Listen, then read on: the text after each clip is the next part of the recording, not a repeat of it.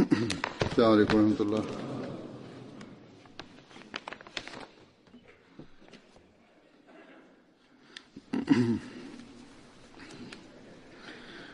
أشهد أن لا إله إلا الله وحده لا شريك له وأشهد أن محمدا عبده ورسوله أما بعد فأعوذ بالله من الشيطان الرجيم بسم الله الرحمن الرحيم الحمد لله رب العالمين الرحمن الرحيم مالك يوم الدين إياك نعبد وإياك نستعين اهدنا الصراط المستقيم صراط الذين أنعمت عليهم غير المغضوب عليهم ولا الضالين.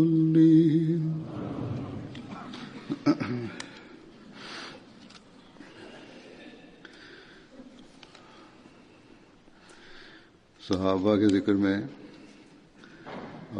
në vazhd të përmendjes së sahabëve të profetit Muhammed sallallahu alaihi wasallam, sot do të përmend dy sahabë të tij. Njëri është Hazrat Abu Usaid Malik bin Rabia Saadi.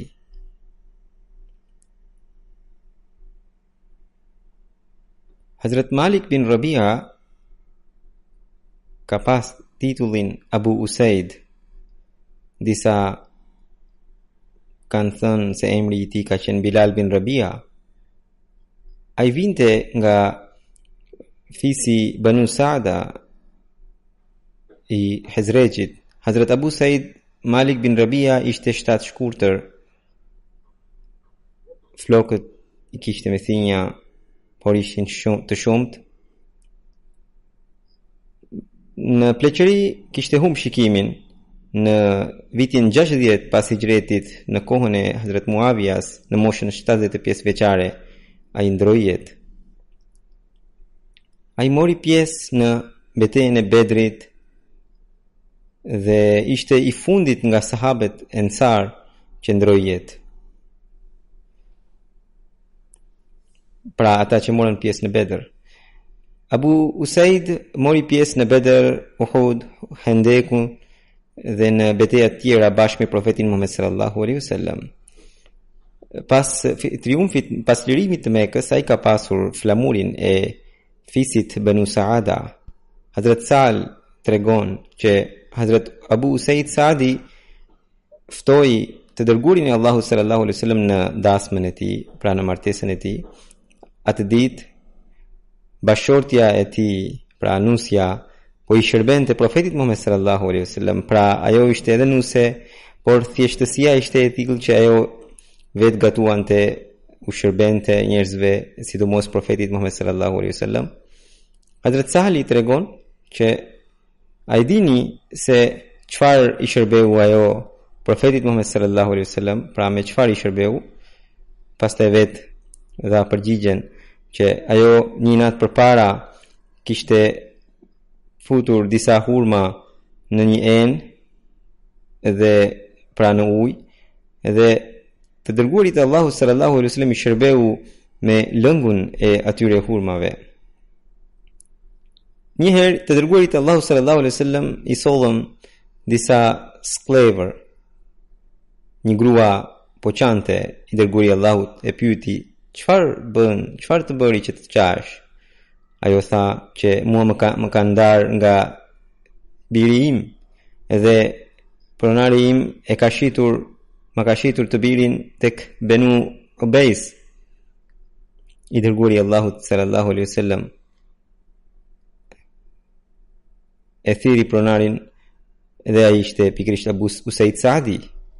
E pyeti, ti e ke vënë ndarjen mes të bijes, mes djalit dhe nënës? Ai tha që djali ishte sakat edhe nuk ecte, ndërsa kjo grua nuk ka fuqi ta mbajë në krah djalin. Atëherë i dërguari Allahu sallallahu alaihi wasallam, sido që të jetë, ti vetë shko dhe merre djalin edhe ktheja, sepse nuk duhet ta ndash fëmijën nga nëna.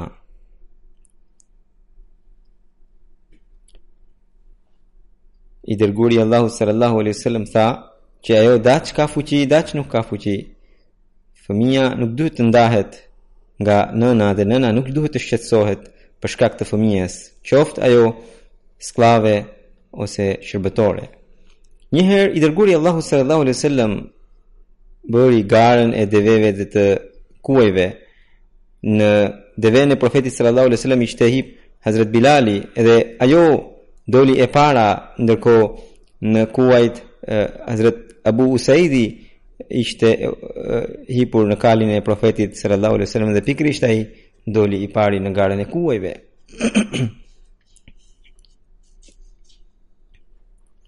Hazrat Sahli tregon që kur Hazrat Abu Usaidit i lindi djal që u quajt më vonë Munzir bin Abi Usaid, dhe atë e sollën tek i dërguari Allahu sallallahu alaihi wasallam, ai e mbajti në prehër. Hazrat Abu Usaidi ishte ulur përpara. I dërguari Allahu sallallahu alaihi wasallam u angazhua në një punë tjetër, dhe ndërkohë edhe Hazrat Abu Usaidi u mor me një punë tjetër. Të tjerët që ishin të pranishëm aty duke e parë se fëmia e pengonte të dërguarin Allahu sallallahu alaihi wasallam, e morën dhe e quan në shtëpi.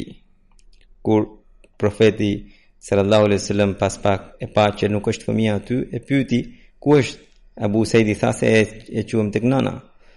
E pyeti si e keni quajtur? Ai tha se ne e kemi quajtur kështu.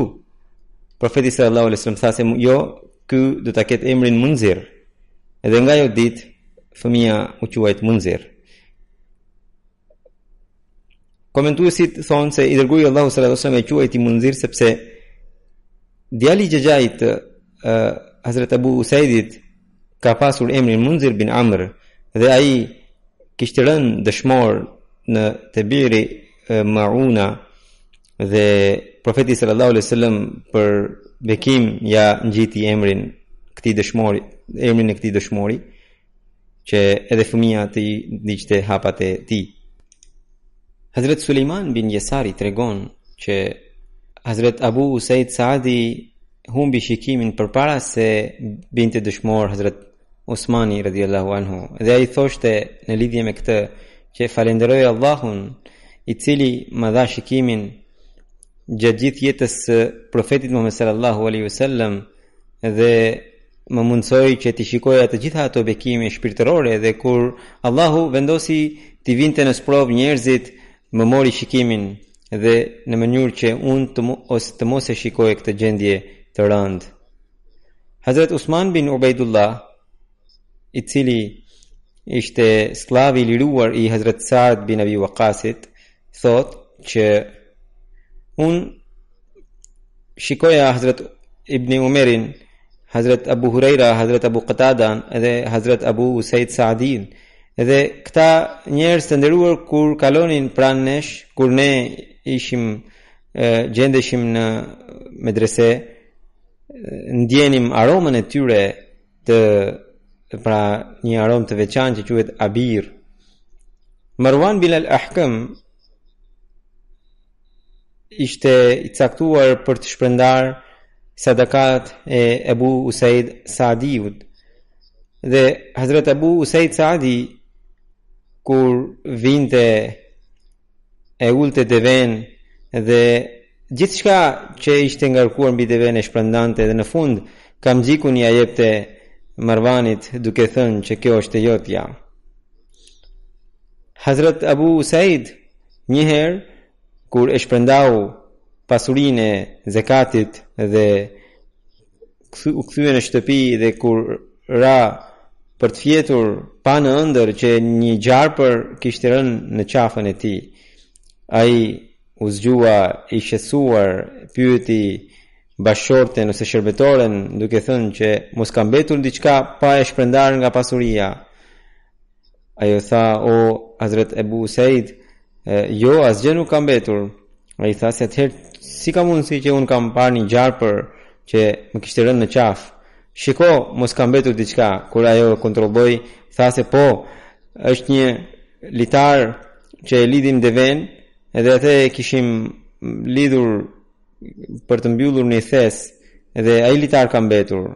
Hazrat Abu Usaid e shpërndau edhe atë. Allahu madhrishëm donte ti çonte këta sahab në nivelet shumë të larta të takvas, dhe në këtë mënyrë pra komunikonte me ta dhe i udhëzonte edhe në përmjet ëndrës. Amara bin Radhia tregon për babain e tij që disa të rinj pyetën Hazrat Abu Usaid Saadi në lidhje me ensarët se si ka përshkruar i dërguari Allahu sallallahu alaihi wasallam.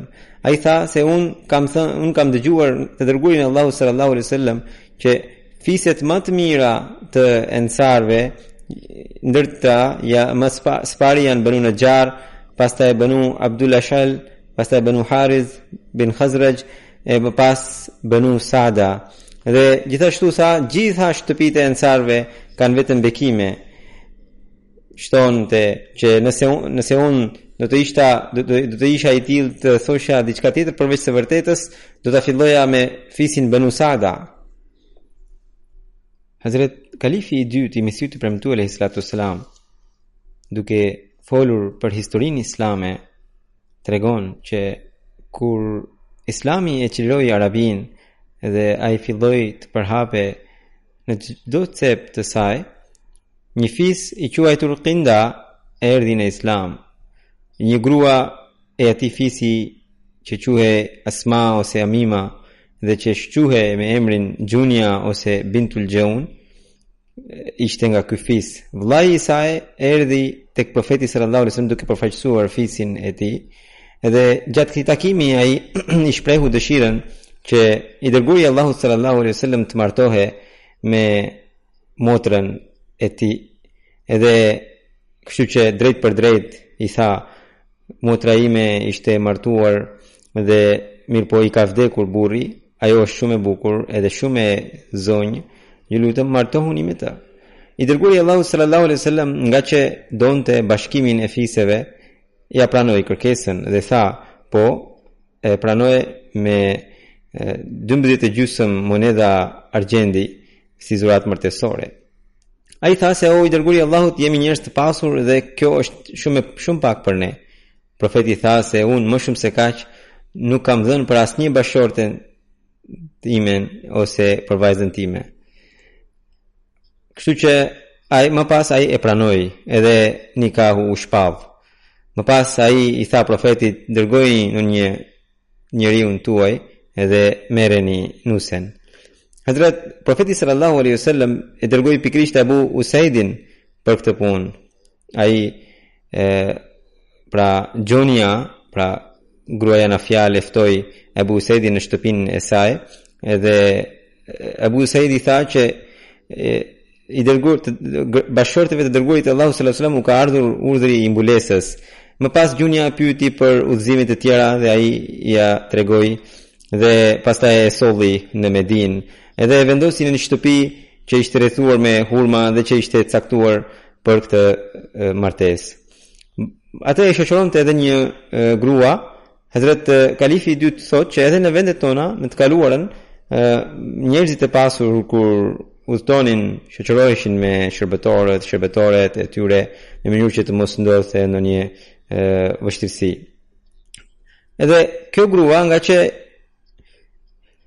ishte e famshme për bukurinë e saj dhe gjithashtu edhe njerëz, pra gratë zakonisht kanë dëshirë ta shikojnë nusen me sy, gratë e Medinës u mblodhën dhe erdhën në atë shtëpi dhe e takuan nusen nusen e re.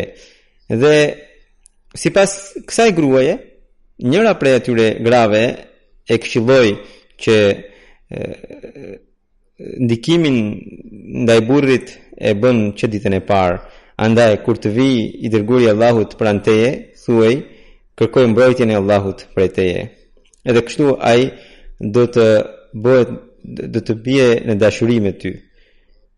Dhe Hazrat Kalifi i dytë thotë që nëse këtë nuk e ka sajuar ajo vet, atëherë nuk është largët që në një grua hipokrite ka bërë këtë intrigë dhe ka këshilluar këtë nuse në këtë formë.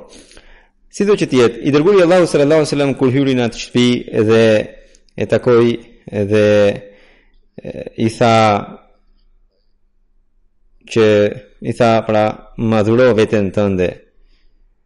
Atëherë ajo tha që mbretëresha nuk e dhuron veten njerëzve të rëndomt.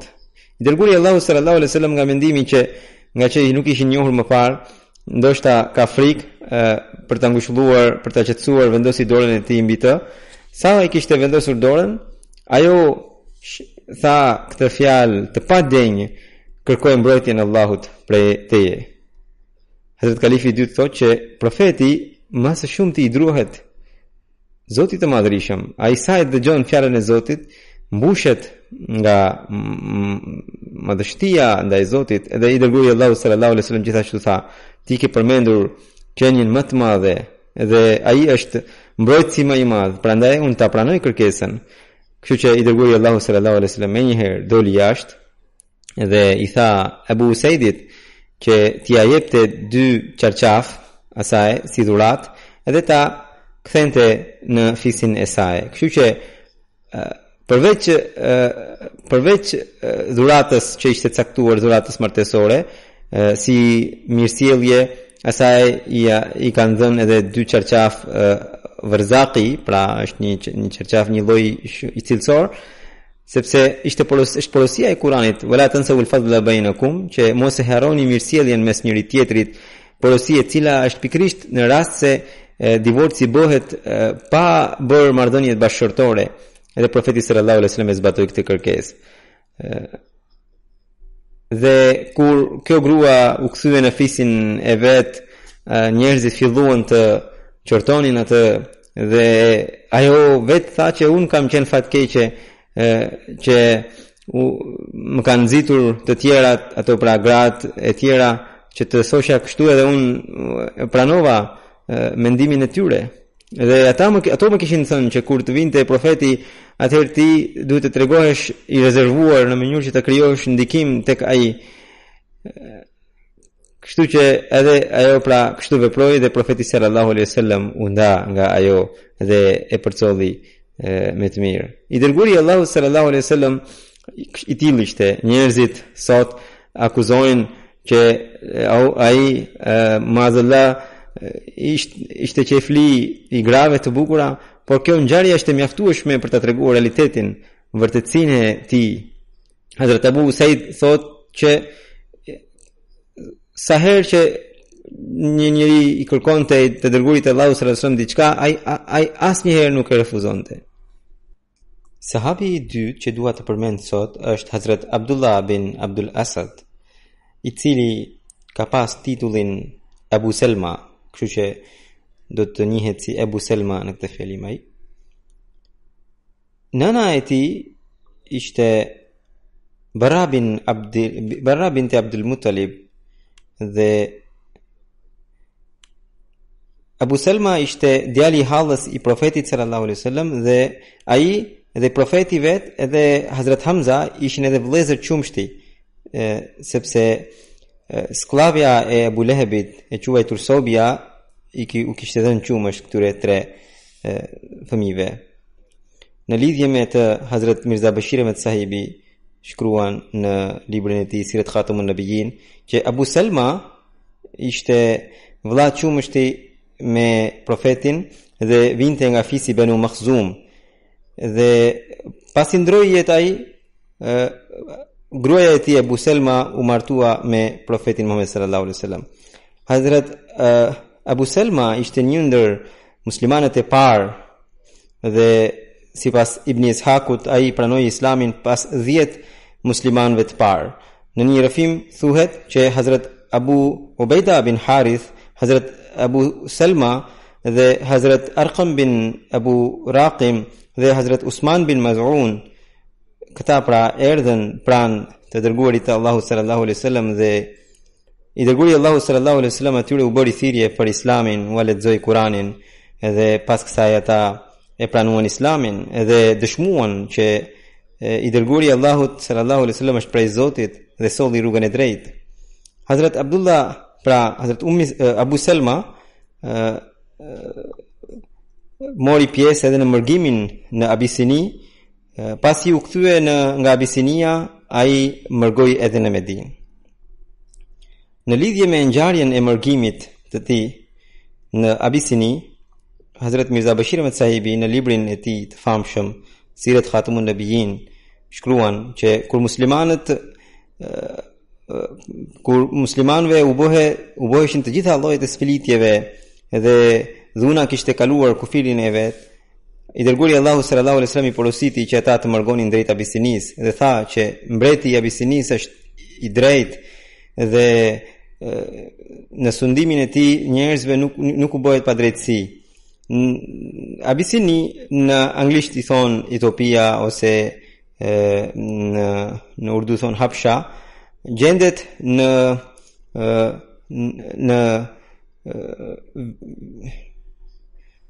veri lindje të kontinentit afrikan dhe deti ku që i ndan Abisinin dhe Arabin edhe mbreti që ti quhe Negusi edhe sot e kësaj dite sundimtari i Abisinis quhet Negus. Dhe në atë kohë Hazrat Mirza Bashir Ahmed Sahibi shkruan që në atë kohë kryeqyteti i saj ishte Aksum, i cili gjende në afërsi të qytetit Udwa, që pra Udwa është qyteti i sotëm, mirë po Aksum edhe sot e kësaj dite njihet si një qytet i shenjtë i tyre. Pra ky qytet ishte qendra e një fuqie, një shteti të fuqishëm, edhe atje sundonte Negusi, i cili emrin e vërtet e ka pasur Asama, dhe kështu që kur muslimanët ishin nën shënjestër të dhunës dhe të sfilitjeve, profeti sallallahu alaihi wasallam i porositi të mërgonin në Abisini dhe duke zbatuar porosinë e tij 11 burra dhe 4 gra në muajin Rajab të vitit 5 pas profecisë mërguan dhe njerëzit më në zë të këtij karvani ishin Usman bin Affan dhe bashortja e tij pra vajza e profetit Abdurrahman bin Auf, Zubair bin al-Awwam, Abu Huzaifa bin Atba, Usman bin Maz'un, Musab bin Umair dhe Abu Salma dhe bashortja e tij Salma.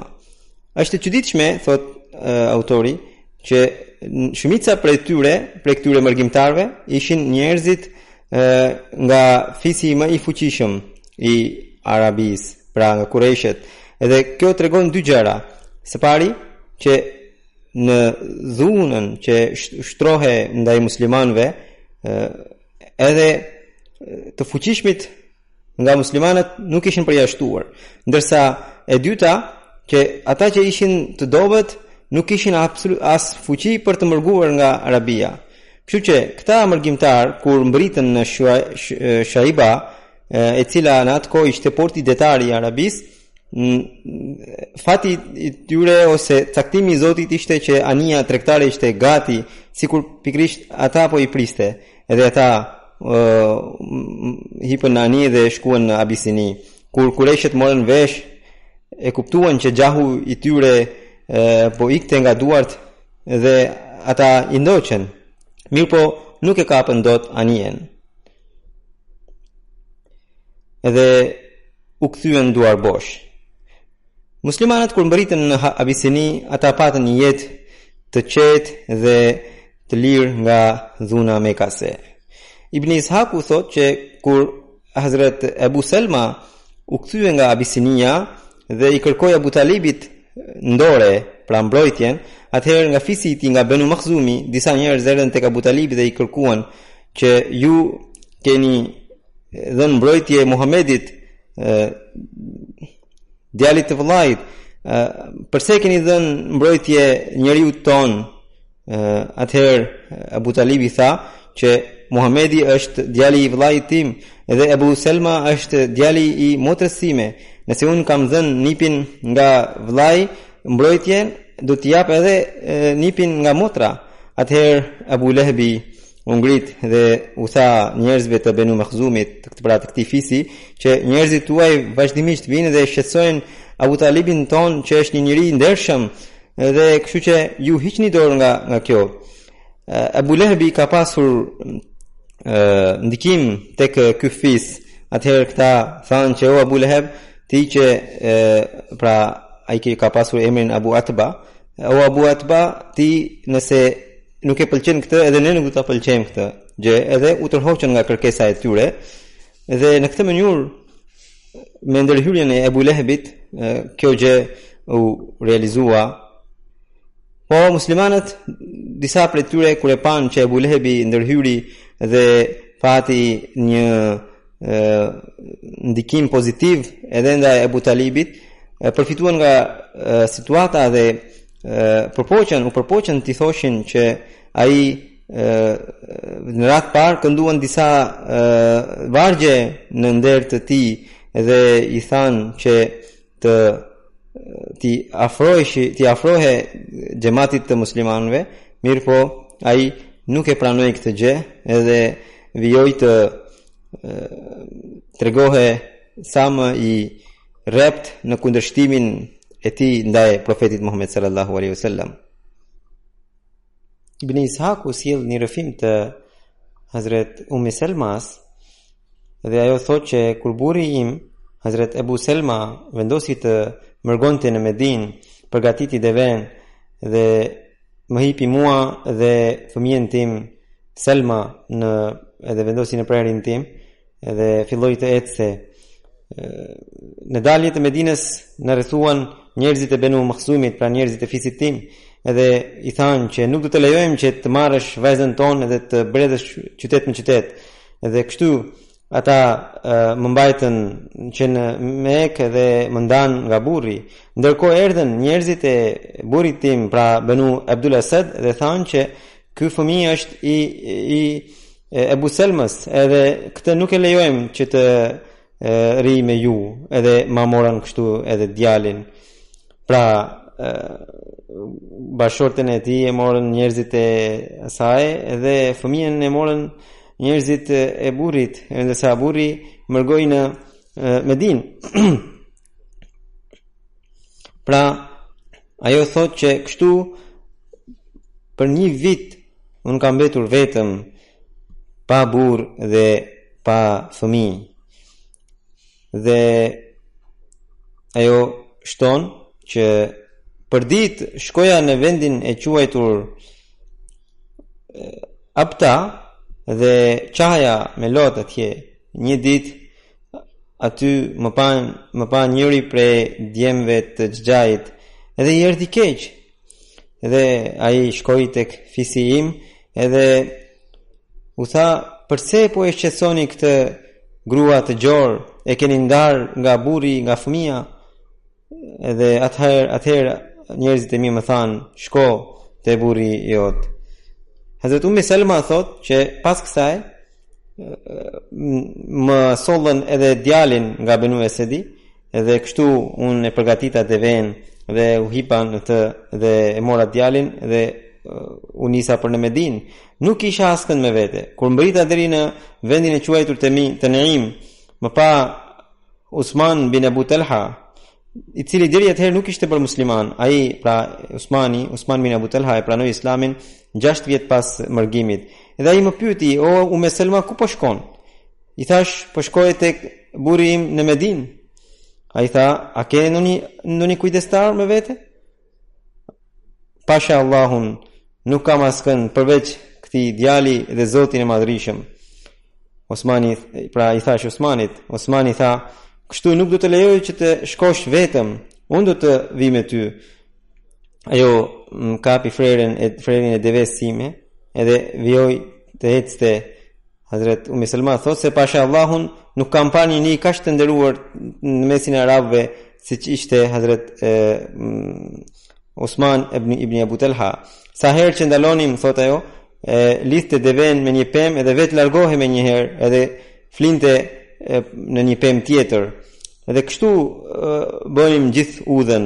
Sa herë që vinte për të zbarkuar, më linte pranë një peme, edhe ai vetëm një herë largohej dhe shkonte te një pemë tjetër.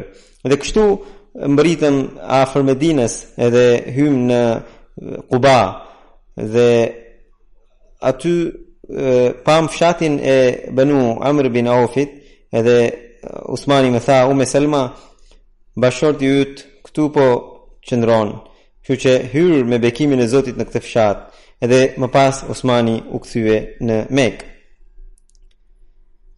Në vitin e dytë pas hijretit, i dërguari Allahu sallallahu alaihi wasallam mori pjesë në betejën e Ashira. Dhe në atë kohë pikërisht Abu Selman e la në Medinë si emir i Medinës. Në lidhje me këtë betejë, Hazrat Mirza Bashir Ahmed Sahibi shkruan që në muajin Jumadiul Awwal, profeti sallallahu alaihi wasallam mori lajmin që Qurayshët do të vinin për sulm, dhe profeti sallallahu alaihi wasallam bashkë me mërgjimtarët, pra muhaxhirët, u nisën drejt kësaj betejë dhe mbritën deri në Bregdet. Duke udhëtuar gjatë mbritën deri në Bregdet, pavarësisht se nuk patën ndeshje me Qurayshët.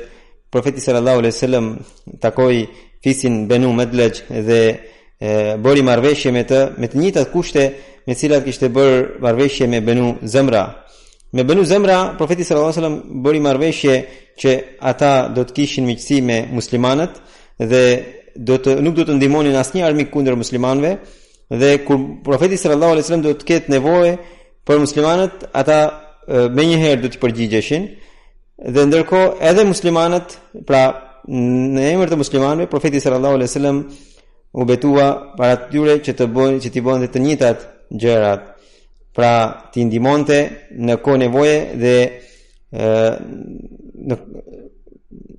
nuk do t'i sulmonte e të tjera. Dhe kjo marrëveshje u shkruajt si traktat dhe të dyja palët edhe nënshkruan.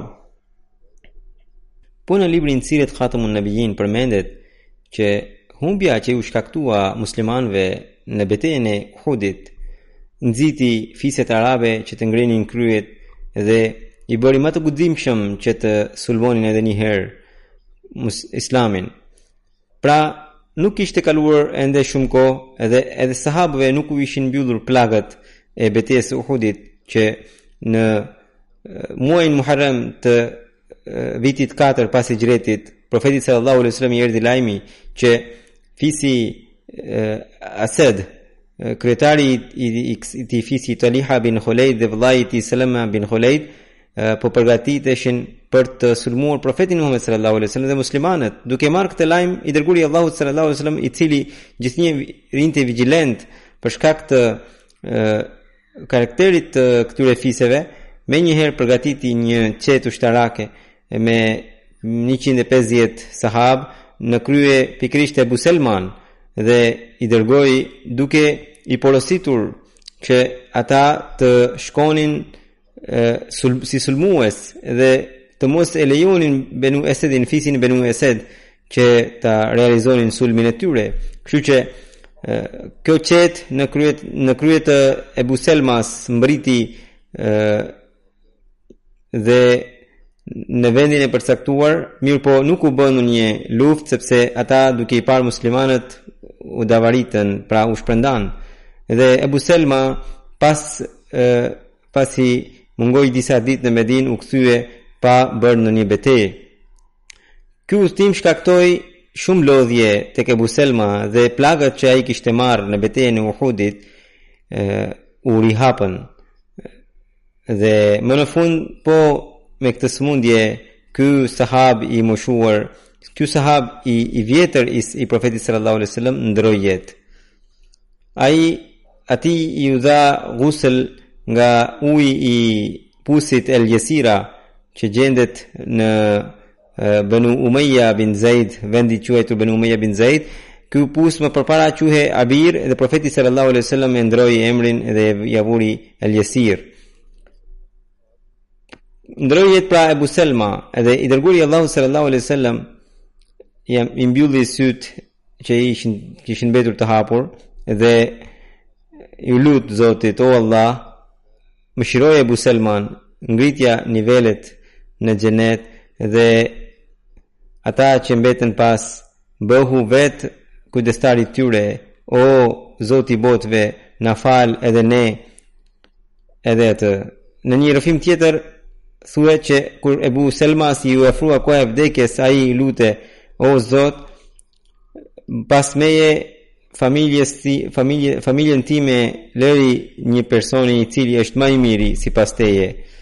Kështu që kjo lutje ju pranua dhe ajo do të martohej me profetin sallallahu alaihi wasallam.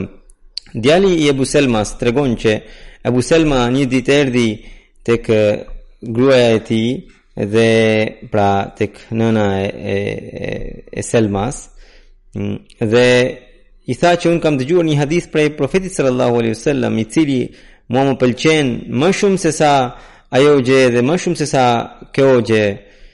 Dhe ai hadith ishte që çdo kush që shikon në një vështirësi dhe nëse pas kësaj thot inna lillahi wa inna ilaihi rajiun dhe ti lutet Zotit, o Allah, unë kërkoj shpërblim prej teje në këtë vështirësi, atëherë Allahu ja dhuron shpërblimin. Hazret Abu Selma thot që kur Abu Selma ra dëshmor, unë ju luta Zotit, o Zot, edhe pse nuk e pëlqeja këtë lutje, o Allah, më jep zëvendësimin e Abu Selmas. Pastaj mendoja Abu Selman që a nuk ishte kështu, a nuk e kishte këtë veti, a nuk e kishte veti, edhe nuk gjeja në një veti që në një virtyt që ai nuk i kishte. Mirë po përsëri vijoja të lutesha në këtë formë. Dhe më në fund, kur mua më erdhi mesazhi i martesës nga profeti sallallahu alaihi wasallam, e pranova.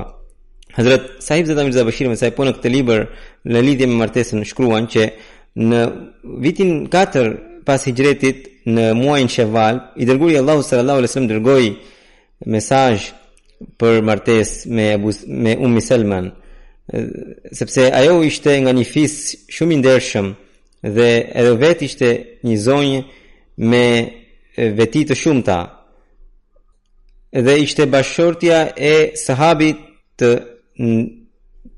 të madh të muslimanëve, i cili kishte ndruar jetë atë vit, edhe Abu Selma pasi e përfundoi idetin, pra periudhën pas që një grua duhet ta kaloje në rast të vdekje të burrit ose në rast të ndarje nga burri.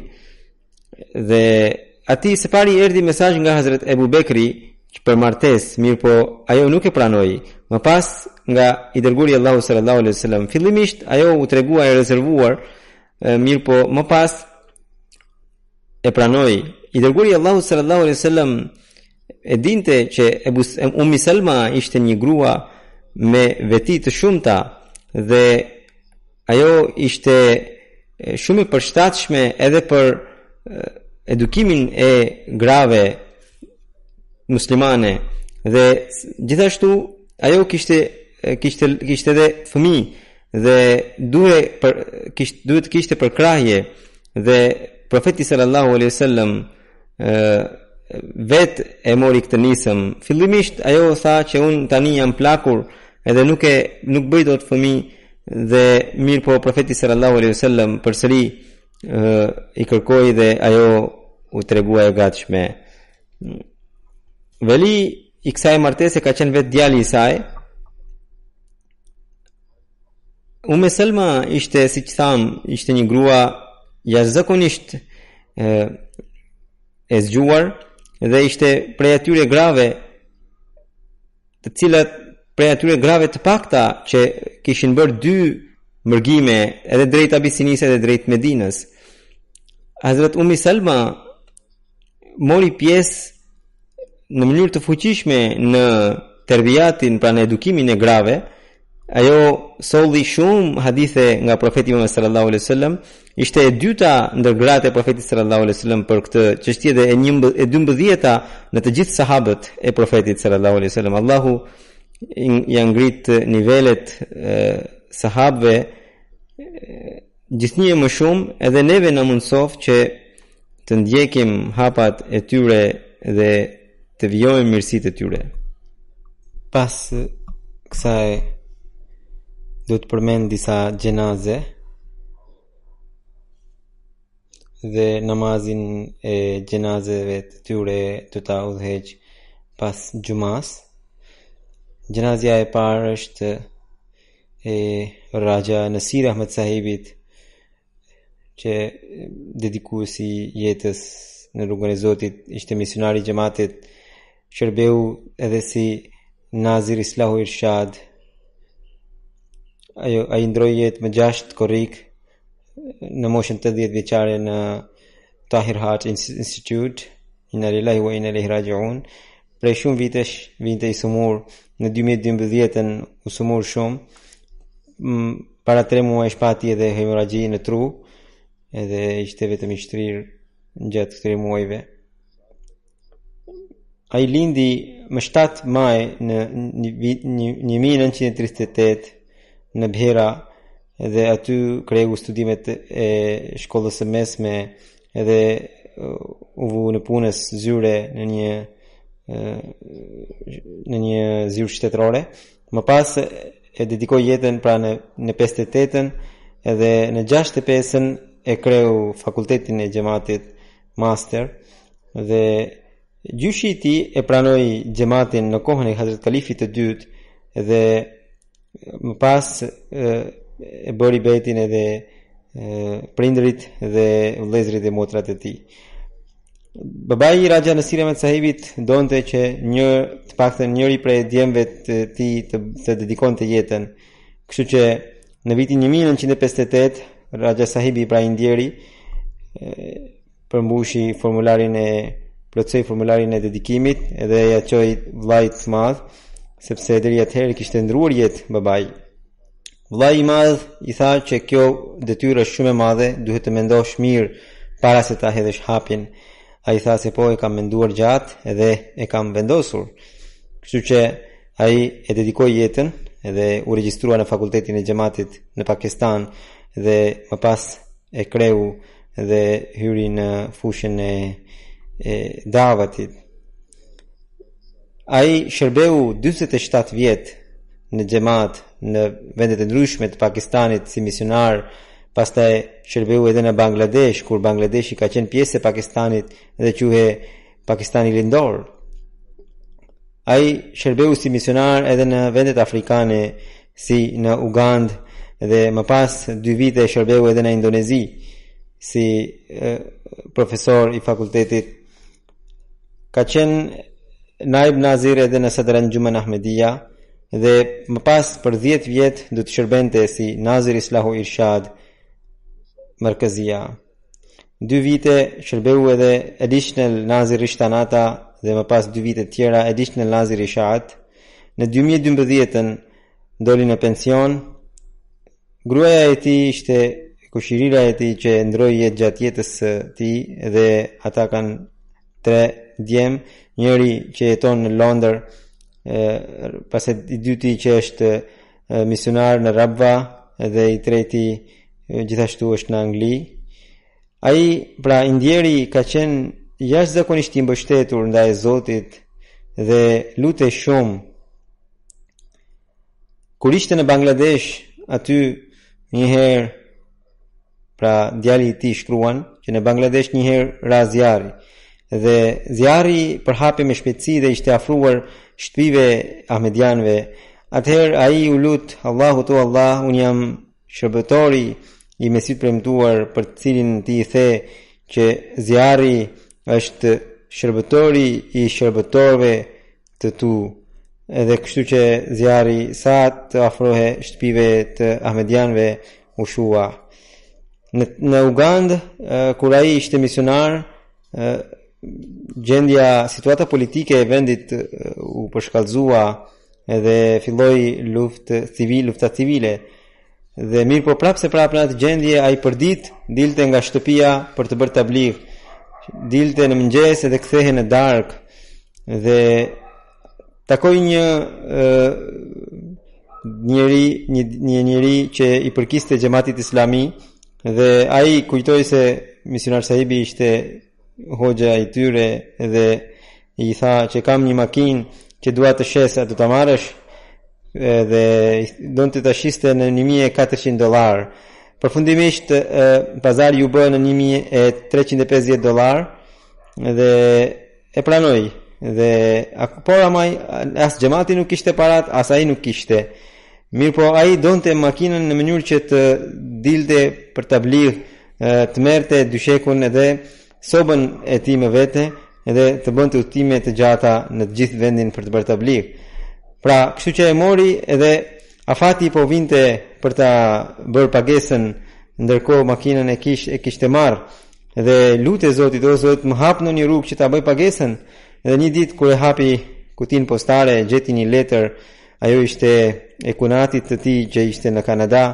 Ai tha që un kam parë në ëndër që keni nevojë për kaq dollar, pra $1,350 dhe kam parë në ëndër që ju keni nevojë për këto para dhe po ja dërgoj. Nuk e di se pse ju duheshin këto.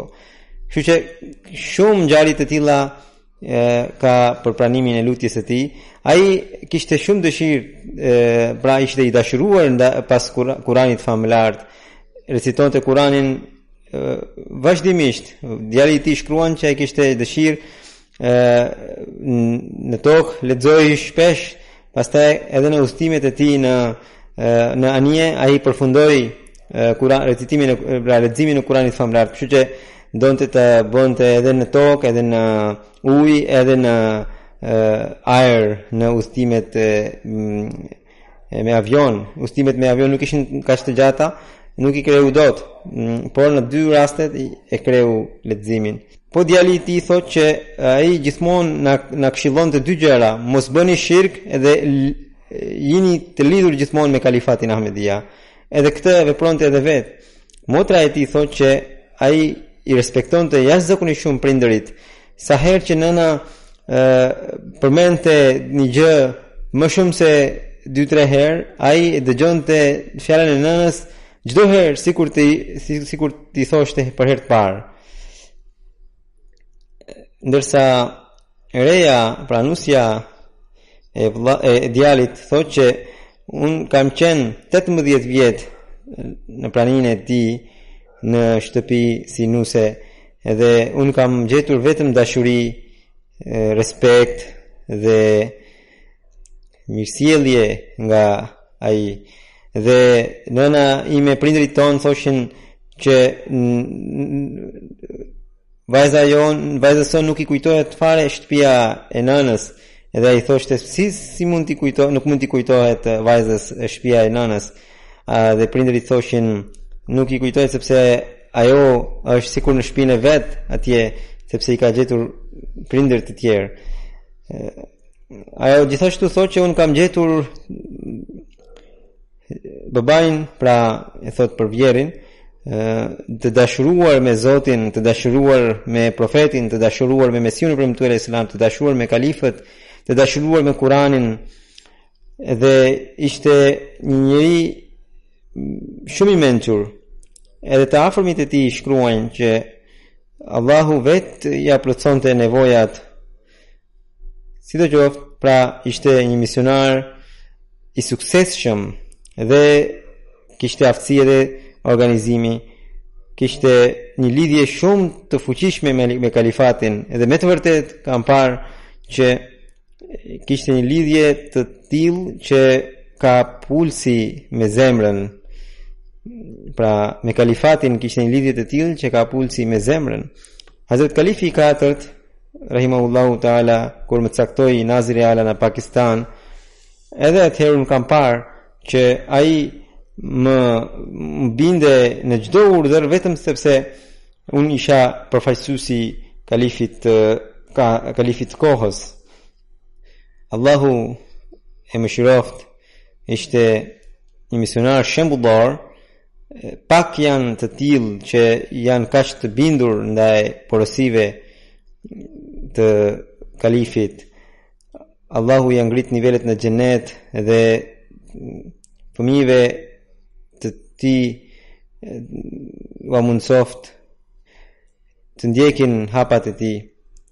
Indieri ka pasur virtyte të shumta, shumë njerëz më kanë shkruar. Më pas kemi gjenazën e 2 dëshmorëve, të cilët ranë dëshmor jo për arsye të xhamatit, sidoqoftë ishte që kanë pasur një grabitje në dyqanin e tyre dhe grabitçarët qelluan me armë zjarri dhe këta dy ranë dëshmor. Njëri prej tyre është Mubin Ahmed Sahibi dhe i dyti është Muhammad Zafrullah Sahibi, djali Liaqat Ali Sahibit. Më 7 korrik 2018 në kohën në orën 3 pas dite grabitçarët erdhën dhe u futën në dyqanin e tyre që ishte electronics dhe këta rezistuan dhe grabitçarët qelluan në 3 djem, 2 dëshmorë dhe një u plagos. Inna lillahi wa inna ilaihi rajiun. Mubin Ahmed Sahibi ishte djali i Mahbub Ahmed Sahibit dhe Ahmediati në fisin e tyre erdhi nga stërgjyshi i tyre Chaudhry Alladeta Sahibi, i cili e pranoi xhamatin përmes vllajt të tij në vitin 1940. Pas bejtit, prindërit e tij e filluan kundërshtim të ashpër, i ndan shtratin, i ndan enët që ai përdorte. Por ai duroi të gjitha sfilitjet dhe më përpara ai ishte edhe ishte nxënësi Ataullah Shah Bukhariut. Për djalin e tij, domethënë për gjyshin e të djelit. Dhe kur Ataullah Shah Bukhari filloi të i thoshte fjalë të padenja ndaj themeluesit të Pakistanit, ai u distancua dhe gjatë mërgimit kur xhamati, pra kalifati mërgoi nga India në Pakistan dhe ai i pa profecitë e Mesihut Muhammed sallallahu alaihi wasallam duke u përmbushur, filloi të studionte xhamatin. Dhe më pas kur Hazrat Kalifi i dytë bëri një udhtim në qytetin e tyre dhe kur e pa fytyrën e tij, tha me vete që kjo nuk mund të jetë fytyrë e një gënjeshtari dhe e pranoi xhamatin. Mubin Ahmed Sahibi, pra dëshmori, ishte 20 vjeç, ishte njëri me virtyte, serioz, shumë i pashëm dhe falte namazet e 5 vakteve. Me çdo kënd në shtëpi sille butësisht, ishte edhe merrte pjesë shumë edhe në punët e xhamatit, edhe sikur i duhet të linte punë të tij për punët e xhamatit, i linte. Ai kishte bërë testament, kishte ardhur numri i regjistrit, mirë po shpresoj se edhe vasiati do të pranohet. Çdo kush nga në lagje e lëvdonte. Dhe dëshmori i dytë i kësaj ngjarje, Muhammad Zafrullah Sahibi, ishte djali i hallës i tij. Indieri, pra dëshmori la pas prindërit dhe motrat. Njëra është Mubina Mahbub, 23 vjeçe, e dyta Kanza Mahbub, 16 vjeçe, dhe një vëlla Amin Ahmed Umar, 13 vjeç. Dëshmori i dytë është, siç u thash, Muhammad Zafrullah Sahibi, i cili mori 2 plumba në veshkat, të dyja veshkat ishin prishur, ishte operuar me njëherë dhe e mori veten e kishte marrë veten, por prap ju desh të operonte, mirë po në atë kohë ndroi jetë. Inna lillahi wa inna ilaihi raji'un. Në fisin e tij Ahmediati erdhi nga stërgjyshi i tij Ulam Din Sahibi, i cili vinte nga provinca Gurdaspur dhe punonte te sahabi Mesudul Sallallahu si bujk. Dhe më pas ai e takoi edhe Mesionin për Mtume Sallallahu dhe pranoi xhamatin. Muhammad Zafrullah Sahib, pra dëshmori, lindi në tetor të vitit 1993 në Karachi të Pakistanit. Ishte shumë i buzëqeshur, i dashur dhe në punë të xhamatit merrte pjesë me shumë gazllim. Bënte shërbime të ndryshme në Khudamul Ahmedia, kishte bërë dhe vasiat me bekimin e Zotit. Në kohën e rënies dëshmorit, ai ishte 25 vjeç. Ai la pas babain Liaqat Ali Sahibin, nanën Nasira Begum Sahibën dhe 5 vëllezër: Vajahat 33 vjeç, Mansur Ahmed 31 vjeç, Mustansir Ahmed 28 vjeç, Shuja Ahmed 27 vjeç dhe Hafiz Muhammad Nasrullah 24 vjeç. I plagosuri është pikërisht vëllai i tij Hafiz Nasrullah dhe ai u operua në spital dhe lutuni që Zoti i dhënë shëndet të plot e të shpejt dhe dëshmorëve u ngrit nivelet në xhenet. Zoti u dhënë durim atyre, pra familjarëve të dy dëshmorëve.